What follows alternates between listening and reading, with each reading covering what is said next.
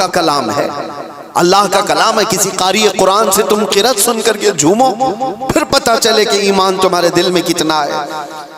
ڈھول باجوں پر رقص کرنے والی قوم، ایمان سے اگر تعلق ہے تو ان خرافات میں نہیں جا سکتا کبھی۔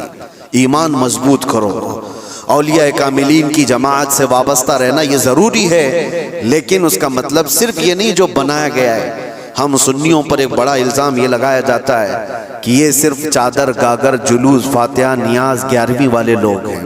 میرے عزیزو، وہ ایک پارٹ ہے۔ ظالموں نے جس طرح کا یہ ہمارے اوپر الزام لگا کر رکھا ہے کہ یہ سجدے کرنے والے لوگ ہیں، قبر کی پوجا کرنے والے لوگ ہیں، اور مزارات اولیاء پر جا کر شرک و بدعت کرنے والے لوگ ہیں، دنیا کو یہ پھیلا کر کے رکھا گیا۔ ہم اس سے برات کا اظہار کرتے ہیں۔ ہم سنی مزار کو سجدہ تو چھوڑو، ہم رسول کو بھی سجدہ نہیں کرتے۔ سجدہ صرف اور صرف اللہ وحدہ لا شریک کے لیے ہے، عبادت صرف اللہ رب العزت کے لیے ہے۔ سجدہ تو دور کی بات، جھکنا بھی جائز نہیں ہے، جھکنا بھی جائز نہیں۔ ہم اس عقیدے کے حامل ہیں الحمدللہ، مزارات پر جاتے ہیں تو شرک و بدعت کے لیے نہیں، میرے مصطفیٰ کے فرمان پر جاتے ہیں، حضور پاک صلی اللہ علیہ وسلم کے فرمان کی بنیاد پر جاتے ہیں۔ اور رہی بات اولیاء کاملین کے مزارات پر جا کر دعا کرنا، یہ قرآن سے ہم اخذ کرتے ہیں کہ سیدنا زکریا علیہ السلام، زکریا علیہ السلام اللہ کے نبی ہیں، پتہ ہے بیت المقدس کے امام، قرآن میں ہے 3 پارے میں، سورہ آل عمران، آپ پڑھ کر کے دیکھنا۔ ان کو اولاد نہیں تھی، 90 سال کی قریب عمر ہو گئی تھی، لیکن اسی وقت بیت المقدس میں حضرت بی بی مریم کو لایا گیا تھا۔ حضرت بی بی مریم کا بھی معاملہ ایسا ہے، ان کی والدہ منت کری تھی، ان کے والد عمران، ان کی والدہ حنا، ان کو بھی اولاد نہیں تھی، انہوں نے منت کی تھی کہ اللہ اگر ہم کو تو بیٹا دے تو ہم بیت المقدس کی خدمت میں وقف کریں گے۔ بیٹا نہیں ہوا، بیٹی ہوئی۔ منت کے مطابق انہوں نے اپنی بیٹی کا نام مریم رکھا اور لا کر کے بیت المقدس میں وقف کر دیا بچپن میں۔ تو کس کو دیا جائے گا؟ جو بیت المقدس کے امام تھے، متولی تھے، حضرت زکریا علیہ السلام، ان کے ہاتھ میں دیا گیا کہ یہ بچی وقف ہے۔ حضرت زکریا علیہ السلام نے قبول کیا اور ایک محراب میں بچی کو رکھتے تھے۔ قرآن میں یہ ذکر ہے، میں بتا رہا ہوں آپ کو۔ اور حضرت زکریا علیہ السلام کہتے ہیں کلما دخل علیہا زکریا المحراب وجد عندها رزقا قالت یا مریم انا لکی هذا قالت هو من عند اللہ ان اللہ یرزق من یشاء بغیر حساب۔ جب حضرت زکریا علیہ السلام محراب مریم میں جاتے تو کہتے ہیں قسم قسم کے پھل وہاں پر رکھے ہوئے پاتے تھے۔ تو حضرت زکریا پوچھتے ہیں مریم یہ سب تیرے پاس کہاں سے آتا ہے؟ حضرت مریم کہتی ہے سب اللہ کی طرف سے ہے، اللہ جسے چاہے بے حساب رزق دیتا ہے۔ مریم کون ہے؟ نبی نہیں ہے حضرت مریم، ہاں اللہ کی ولیاں ہیں، پاکیزہ مقدس ہستی، لیکن ان کو اللہ تبارک و تعالیٰ نے وہ کرامات سے نوازا تھا، وہ بچپن میں پھل وغیرہ ان کو رزق کے طور پر پہنچ رہا تھا۔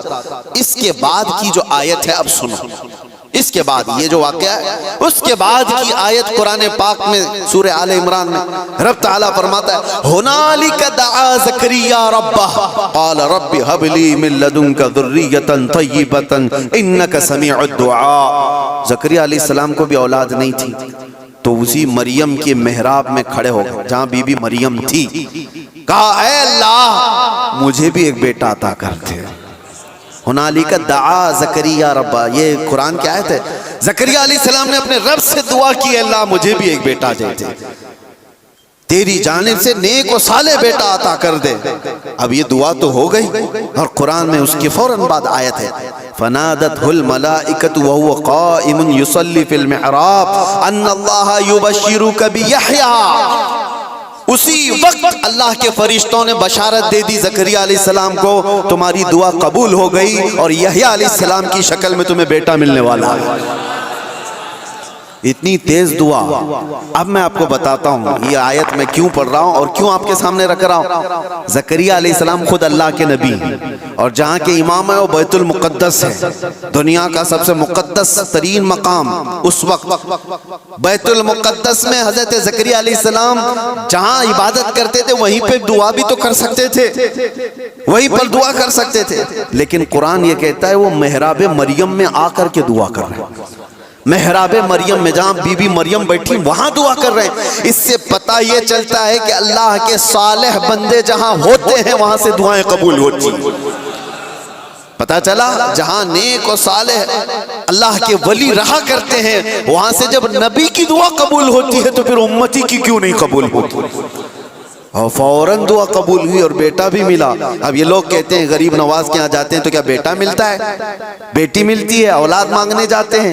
ظالمو تمہیں پتہ نہیں زکریا علیہ السلام بی بی مریم کے پاس کھڑے ہو کر بیٹا مانگے تھے تو بیٹا نبی کی شکل میں ملا تھا۔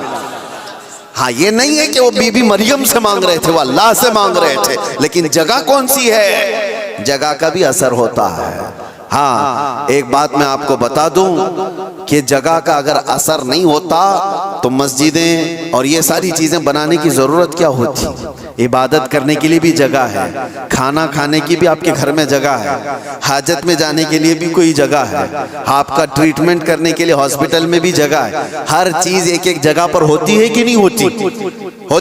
جن لوگوں کا وہ ماننا ہے کہ کچھ بھی نہیں ضروری ہے وہاں جانا یہاں جانا، تو میں ان سے کہتا ہوں کبھی باتھ روم میں بیٹھ کر کے ڈاکٹر سے اپنا علاج کرا لو گے؟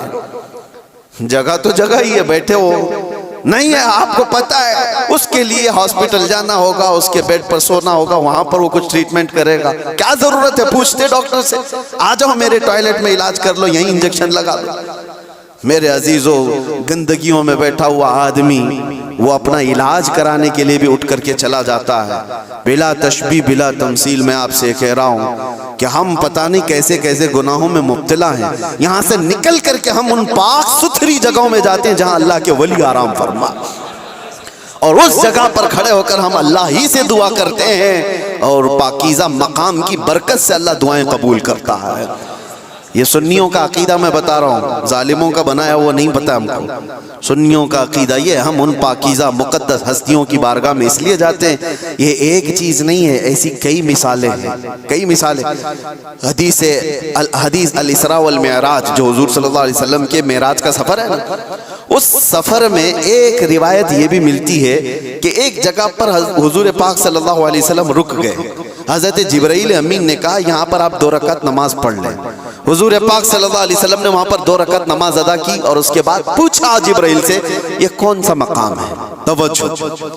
تو حضرت جبرائیل علیہ السلام نے کہا اے اللہ کے نبی یہ وہ جگہ ہے جہاں حضرت عیسیٰ علیہ السلام کی پیدائش ہوئی تھی۔ بی بی مریم سے حضرت عیسیٰ علیہ السلام کی پیدائش ہوئی تھی، وہاں پر حضور پاک صلی اللہ علیہ وسلم نے 2 رکعت نماز ادا کی۔ ہاں جگہ کو آپ صلی اللہ تعالیٰ علیہ وسلم نے اپنے نماز کا مصلی بنایا۔ اس روایت سے میں آپ کو بتانا چاہتا ہوں جہاں عیسیٰ علیہ السلام پیدا ہوئے وہاں ہمارے نبی نماز پڑھے، اور جہاں میرے مصطفیٰ پیدا ہوئے ہو، کیا وہ جگہ دعاؤں کی قبولیت کی نہیں ہو سکتی؟ صرف اتنا ہی نہیں میرے عزیزوں، مقدس مقامات کو اللہ تبارک تعالیٰ نے خود فرمایا ہے کہ آپ خانہ کعبہ جاتے ہیں طواف کرنے کے لیے، طواف کرنے کے بعد جیسی طواف ختم ہوتا ہے اس کے بعد سب سے پہلا کام آپ کا کیا ہے؟ قرآن کہتا ہے پہلے پارے میں وَاتَّخِذُوا مِن مَقَامِ إِبْرَاهِيمَ مُصَلَّى، مقام ابراہیم کو اپنی نماز کی جگہ بنا لو۔ مقام ابراہیم ہے کیا چیز؟ مقام ابراہیم کیا ہے؟ جا کر کے آپ دیکھنا اس میں ایک پتھر ہے جس پہ حضرت ابراہیم علیہ السلام کے 2 پیروں کے نشان ہیں، بس اس کے علاوہ کیا ہے؟ ایک پتھر ہے اس پر ابراہیم علیہ السلام کے 2 پیروں کے نشان ہیں۔ تو اس پتھر کے پاس رب تبارک و تعالیٰ فرماتا ہے تم اپنی نماز پڑھو، حاجی ہو کہ معتمر ہو کہ خالی طواف کرنے والا ہو، 7 چکر طواف کے بعد مقام ابراہیم پر وہ ضرور 2 رکعت نماز پڑھے گا، 2 رکعت نماز پڑھے گا۔ ان کو پتہ نہیں جو اعتراض کرنے والے وہ پوچھتے نہیں کہ پتھر کو عبادت کر رہے ہیں لوگ، یہاں پہ پتھر کو سجدہ کرنے جا رہے ہیں؟ نہیں ظالموں، پتھر کو سجدہ نہیں کر رہے، یہ رحمان کا حکم ہے، رحمان کا حکم ہے، اس لیے حکم ہے کہ وہ پتھر اب افضل ہو گیا جس پر اللہ کے نبی کے پیروں کے نشان ہیں، جس پر کھڑے ہو کر ابراہیم علیہ السلام نے پورے کعبے کی عمارت تعمیر کی تھی، وہ پتھر افضل ہو گیا۔